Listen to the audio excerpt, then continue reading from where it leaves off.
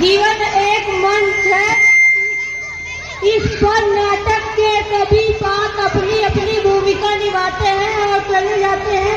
एक पात्र की भूमिका कोई और पात्र नहीं निभाता, सभी अपना अपना काम करते हैं। यदि ऐसा न हो तो संसार की व्यवस्था बिगड़ जाएगी। गांव में एक बात प्रचलित है गुरुजी, उसमें भी कुछ ऐसी बात कही गई है। ये कहावत है बेटे, जिसका काम उसी को साजे, दूजा करे तो मूर्ख बाजे। हंसने की बात नहीं है, बालको बिल्कुल ठीक कहावत है। जो काम जिसका है उसे ही करना चाहिए। लोहा ढालने वाला यदि अबूतर बनाने बैठ जाएगा तो वह नहीं कर पाएगा। हाँ गुरुजी, आप ठीक कहते हैं। मैंने भी अपनी पाठ्य पुस्तक में एक कथा पढ़ी थी, नाई और बंदर की। उसमें भी यह शिक्षा दी गई थी।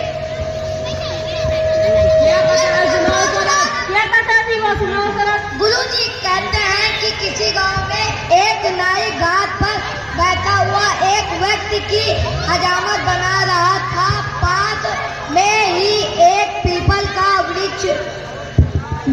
के वृक्ष पर कई बंदर बैठकर यहाँ तमाशा देख रहे थे। बंदरों में नकल करने की आदत होती है गुरुजी। फिर क्या हुआ आगे सुनाओ समझ भाई। फिर यह हुआ भाई कि उस व्यक्ति की हजामत बना चुकने के बाद नाई को किसी काम से अपने औजार खुले छोड़कर कहीं जाना पड़ गया। एक बंदर राजा ने देखा तो चपत कर आया, उतरा तथा शीशा लेकर पेड़ की सबसे ऊंची शाख पर जा बैठा। और फिर उन्होंने बंदर की दाढ़ी मूलना शुरू कर दिया। क्यों नहीं सहा?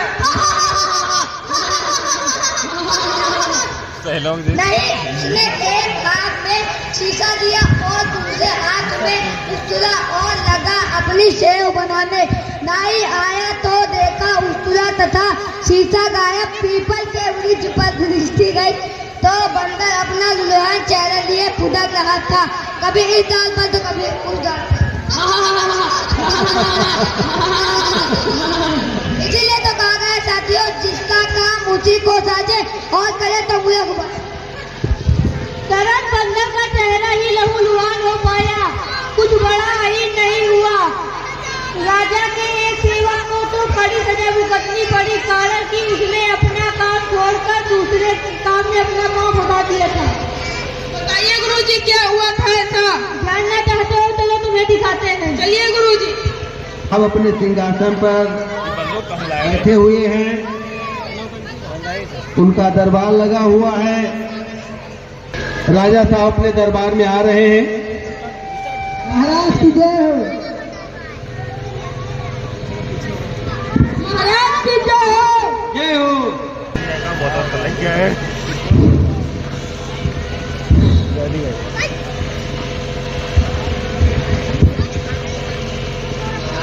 राज की सेवा में उपस्थित अनुमति चाहते हैं। क्या नाम है तुम्हारा?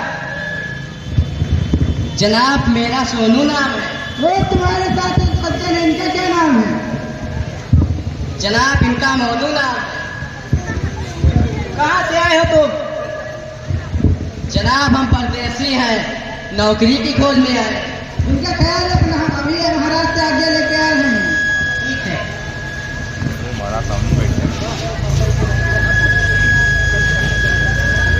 जय हो।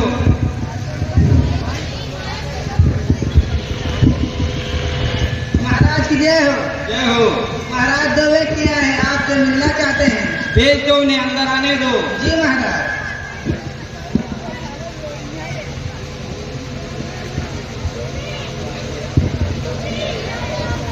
महाराज अभी आप सेवा में उपस्थित हो सकते हो तुम लोग, जाओ।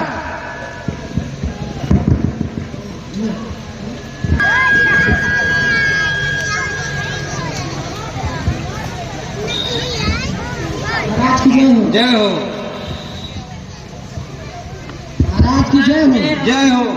कौन हो तुम लोग, क्या चाहते हो?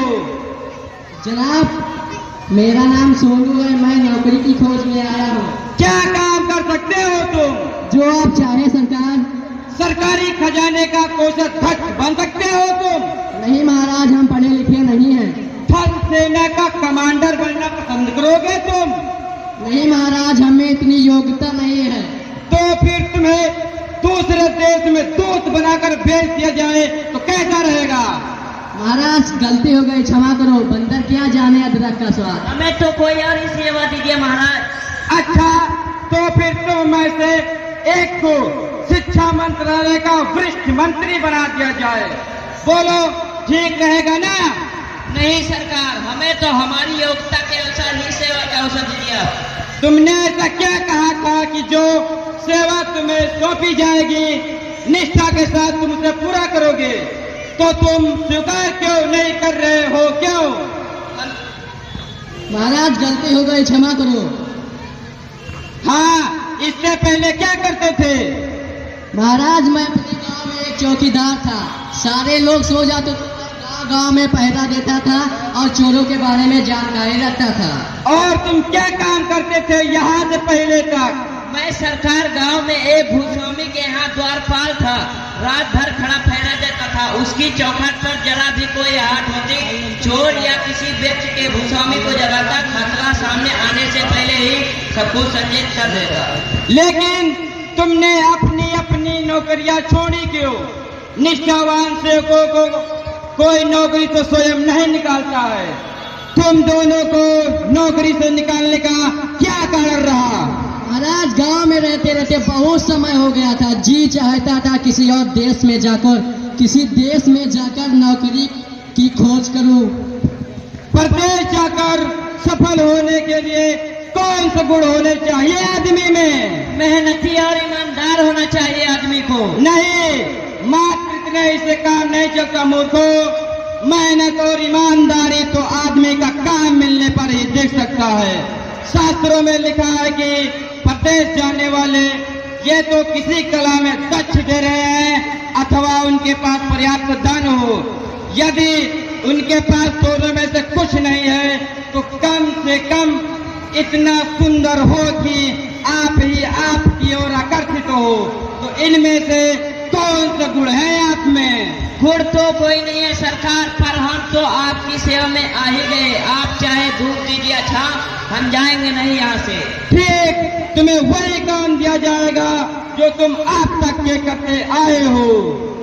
बहुत बहुत धन्यवाद महाराज, मैं आपका जीते जी एहसान नहीं भूलूंगा। लेकिन हमारा नियम यह है कि सब कर्मचारी अपने अपने काम को ही अंजाम दे। एक का काम दूसरे अपने हाथ में न ले। यदि वह ऐसा करता है तो उसे कड़ा दंड दिया जाएगा। ठीक है, लेकिन क्या चौकीदार को सदा चौकीदार ही रहना पड़ता है इस देश में? नहीं, यदि वह और किसी काम में निपुण हो जाते हैं तो अपना भी पेशा बदल सकता है। महाराज उसके लिए क्या करना पड़ता है? मान लो तुम सेवा काल के शास्त्रों में अध्ययन कर विधान बन जाते हो, तो महापंडित बनने की ललक उठी है तो तुम्हें अवकाश भी दिया जा सकता है। लेकिन अपना काम छोड़कर दूसरे का काम कदापि नहीं करोगे। ठीक है महाराज, महाराज चलते हैं। महाराज की जय हो। देश बदलता है, रात्रि का समय है। राजमहल में राजा सहित सभी गहरी निद्रा में सोए हुए हैं। सोनू राजभवन के मुख्य द्वार पर पहरा दे रहा है। तभी तेजी से छटपटाता हुआ मोनू आ जाता है।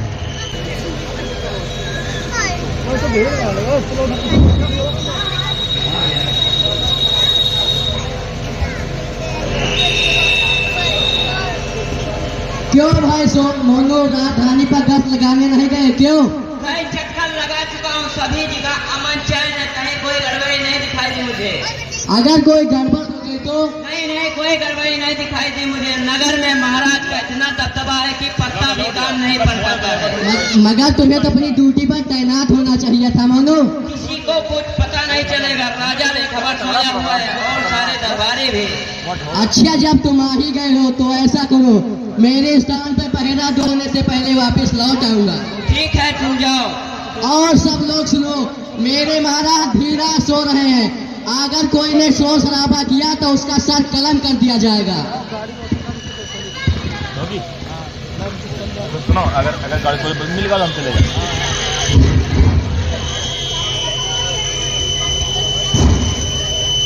सोनू मुख्य द्वार से चला जाता है, सोनू मुख्य द्वार से जाता दिखाई देता है। मोनू उसके स्थान पर पहरा देने के लिए खड़ा हो जाता है। तभी पीछे से झरोखे से खट खट की आवाज सुनाई देती है। खट खट की आवाज आ रही है। मोनू आहट की ओर कान लगाकर सुनता है। आवाज और तेज होती है। मोनू झटपट आवाज की ओर जाता है और दीवार की आड़ से झांक कर देखता है कि एक चोर रस्सी के सहारे झरोखे में दाखिल होकर राजा के शयन कक्ष में घुसने का प्रयास कर रहा है। अब मोनू घबराहट में, अरे कोई है, अरे कोई है। सभी गहरी नींद में सोए हैं, कोई उत्तर नहीं मिल रहा है। शयन कक्ष में जाकर राजा को जगा देना चाहिए। हुआ मेरी चौकसी को देखकर राजा खुश होगा, चोर पकड़ा जाएगा, तुम्हें इनाम मिलेगा ढेर सारा। चलो। मोनू एक पल सोचता है कि सीधा राजा के शयन कक्ष में प्रवेश कर जाता है। वह महाराज का पांव पकड़कर, श्रीमान जी, महल में चोर आ गया है। कौन तुम? मोनू, तुम्हें तो शहर की गश्त पर होना चाहिए था इस समय। सरकार, चोर है, चोर महल में। ये बताओ, तुम शहर की गश्त पर क्यों नहीं हो? सोनू का काम अपने हाथ में किसकी अनुमति से लिया? सेनापति मोहित, मेरा हंटर लेकर आओ। महाराज की जय हो। जय हो। लीजिए महाराज अपना हंटर।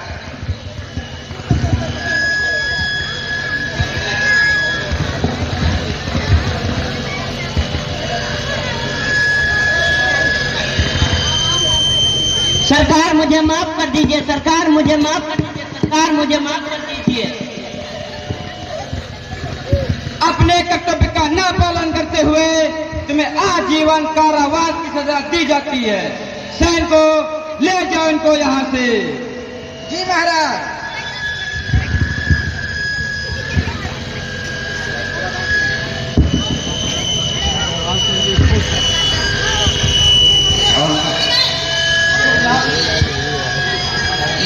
जय हो। अब अगला, इससे पहले आप लोगों ने देखा कि मोनू ने अपना काम छोड़कर दूसरे का काम अपने हाथ में ले लिया। वह राजा के द्वारा दंडित किया गया। इसीलिए कहा गया है कि समाज में सब अपने अपने कर्तव्यों का पालन करें, कोई किसी का स्थान लेने का प्रयास न करे, नहीं तो संसार की व्यवस्था बिगड़ जाएगी। आप ठीक कहते थे गुरु जी, अर्थात जिसका काम उसी को करना चाहिए, अपना काम दूसरों को नहीं देना चाहिए।